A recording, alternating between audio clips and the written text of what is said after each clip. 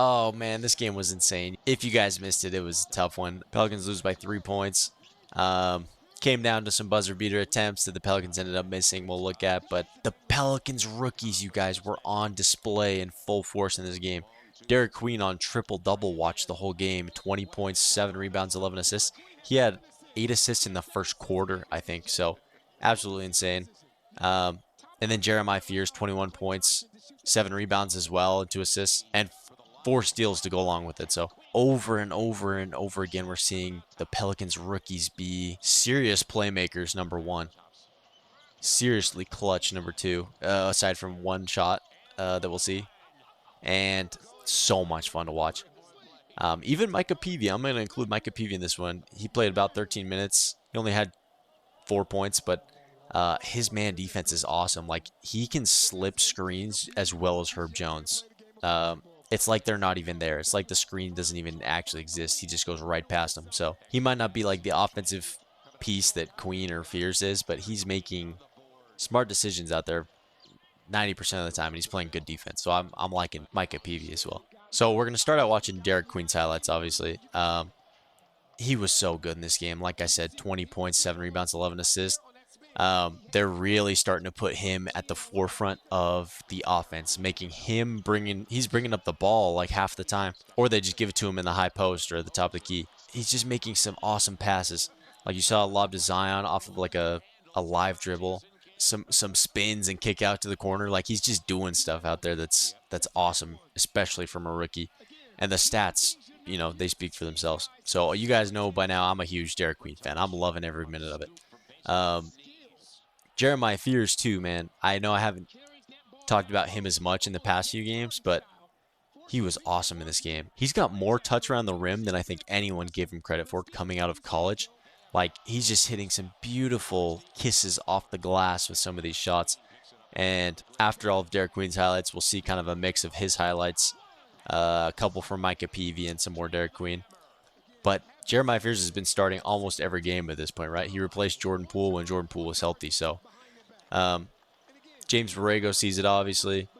The Pelicans organization sees it. He's the future at point guard for the Pelicans, which is so nice to see because we haven't had a true point guard starting since, man, maybe Chris Paul, honestly. So, no, actually Rondo. We had Rondo for like a year.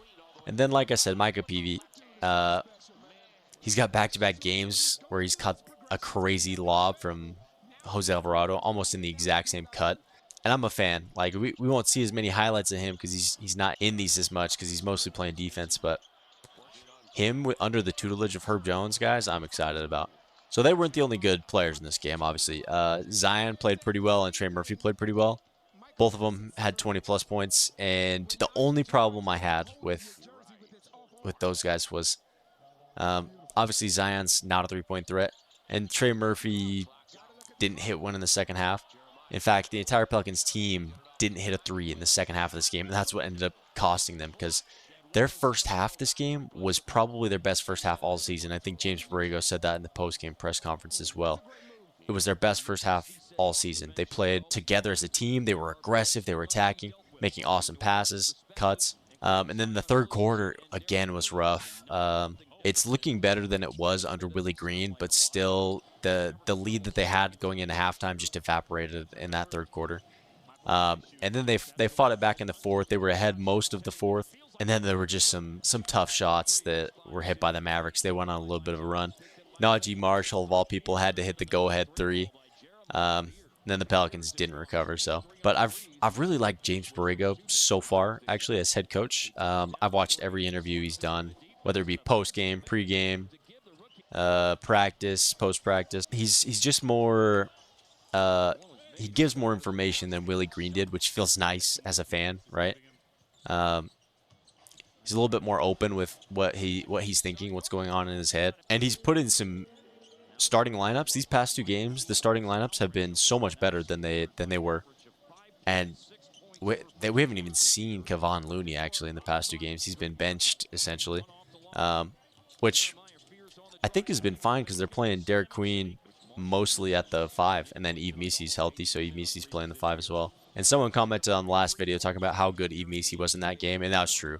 I've liked Steve Messi. He's just more of a vertical threat. He's been a hustle player. I think that's where he shines is when he's hustling and making plays as kind of a complementary piece rather than a focus on the offense. So I like Steve Messi too. So James Borrego after the game, he talked about the third quarter. He said we're gonna keep trying things, lineups, maybe even different lineups, but something has to change for those third quarters because that's what's taking him out of games. And so, let's give him the benefit of the doubt, see what he can come up with in the next few games. It was really unfortunate the Pelicans lost this. We'll see the last possession here. Derek Queen gets a three at it, actually airballs it, so that was so sad. And in his post-game interview, he's like, man, last game it was Cooper Flag that missed the game winner, and then this time it was me. I airballed it. I got some stuff to work on. So, he stays humble. He's a good kid, and I've really liked what I've seen from him playing professionally, everything. I hope he watches YouTube, bro. I hope Derek Queen's in the comments because we're rooting for him hard. Same thing with Jeremiah. Anyway, that's it for me, guys. I appreciate you all. It's really late again. I gotta start recording these right after the game's end, but I'll be back tomorrow night for another game with the Atlanta Hawks. Interested to see how that one goes. No Trae Young right now. I think he's out. So I appreciate you all. Almost 240 subscribers in just a month that I've been doing this. I appreciate you guys all so much. Thank you for the love on the videos, the comments. Please like this video, comment down below your thoughts on this game, subscribe if you haven't already, and I will catch you guys in the next one tomorrow. Peace.